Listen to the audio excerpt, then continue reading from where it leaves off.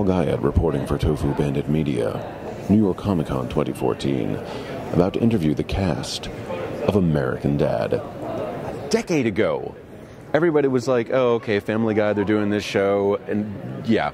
And yet, it's kind of turned into not only its own thing, but kind of in a lot of ways a better thing. Like, there seems to be kind of stronger storylines, and it doesn't have to rely on the cutaway to this thing or that thing. Yes. So how does it feel to be better than Family Guy? Especially for you, because like you know, do you go to Seth and go like, oh, I guess we're doing... I'll give you an exclusive here, okay? Oh my God. Here it is. So our dad is the president of Seth's fan club. Did you know this? This is what he does. Yes, I remember he read the fan mail for... Yes. So he gets all the letters from all the fans. He goes into the office once a month and he picks up this huge box and he sits at home with his wife and they answer all the fan mail. Okay. And he calls me and he says, you know what, Rach, this started about 2 years ago. You know what? We get more fan mail for American Dad than we do for Family Guy. Burn. And, I mean, I love Family Guy. I'm on Family Guy. Of course. You know, I love and the he's show. Your brother. I always will, and he's my brother, exactly. But American He's Dad... your older brother, right? My older brother, yeah. So you like to twist it a little bit. Yeah, because, you know, all older brothers are dicks. But he's on both shows. Yeah. I mean, I was a massive dick to my sister. Of course, yeah. right? I didn't mean to be, but and it just happens, yes. To be either. Yeah. It just Sometimes happens. I think, you know, he's sort of just making up for being such a dick. But your point is correct, that very early on, I mean, once anyone sits down and watches the shows, you see that these are... completely different. They're very different shows. Exactly. Even though the setup sounds similar in a lot of ways, but they're not the same show, and each has their own form of comedy, their own form of what works. Yep. And now, you know, they're going to be on separate networks, and an American Dad is actually allowed to be more of its own thing. And you guys can just watch Family Guy burn.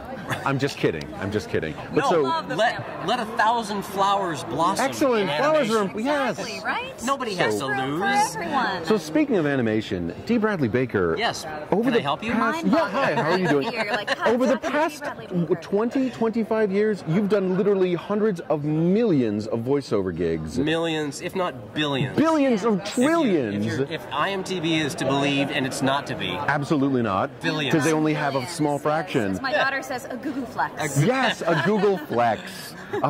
So times have been good. It's been a good. Yeah. It's the salad days. Exactly. And soon it'll be the steak days, and then maybe like the tarte framboise, the creme brulee days. Exactly.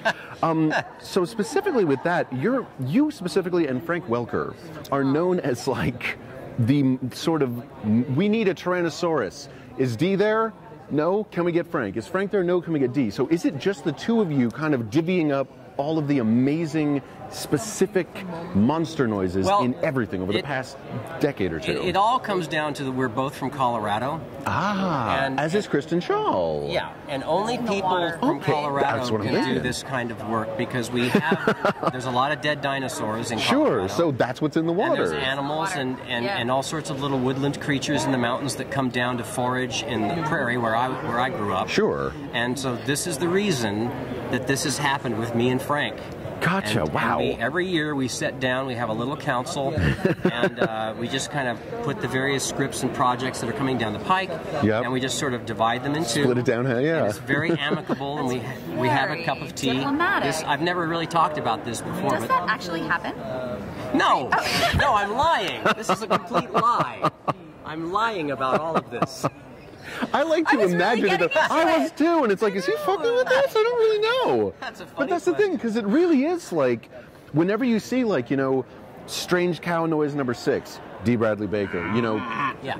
I don't think that's by accident. I don't either. It's just, it is such a specific, amazing, like, because you have the voiceover stuff, but to be those specific creatures, it's just, it is mind-boggling. Well, we have an uninhibited history of how we came to this, like through doing stand-up and various odd kinds of stand-up performances.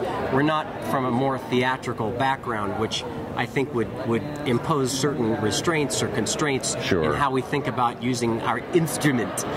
And so exactly. we both have that, and then for some reason we both really like animals and monsters, and it's fun for us. Yeah, I spoke to actually Andrea Romano recently, and she was talking about how like on Ben 10 you do 14 things in one episode, and it's like, I'm sorry, this sounds like the first Tyrannosaurus. But so one last question: it's been 10 years. What's happening in the next 10 years? Where do you see 2024? What's happening with American Dad? Wow. Have you all become cyborgs? Has Ebola wiped out the earth? One can only hope. Yeah, one can only hope, exactly. I think that Haley and Jeff will have procreated at that point. Finally. And I think we will meet whomever this insane child will be. And it's obviously going to be D. Bradley Baker. The cognitive dissonance of seeing that this scares me. Oh, it scares everybody. Like, you heard how the room got silent. It's always the baby that scares me. Yeah, not the monsters. It's the creepy baby. Right now. It's a creepy baby. Well, that's a perfect thing to end on. D. Bradley Baker, an honor. Thank you so much, Rachel McFarlane. Thank you. Good morning, USA. I've got a feeling that it's gonna be a wonderful day.